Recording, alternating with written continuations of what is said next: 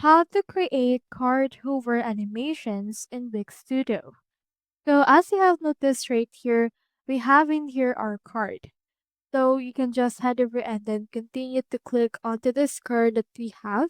And then from in there, just click onto this open inspector option that we have right here. Now you should be able to open this.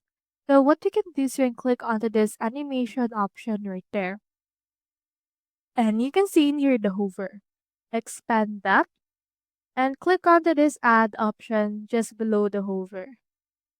Now in here you can see or you can choose right here the animated element. It can be the cell, the stack, the text, or anything that you have right here. For this case, let's choose first the cell and choosing here a preset for the actual effect or animation that you want. We have twist, fade, move, rotate, and a lot more. For this case, I'll choose move. And then in here, you can click onto this on hover. You can start animation.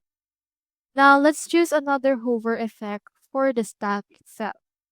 So just click onto the stack of your actual card and then just continue to choosing here the actual element that you would want for that.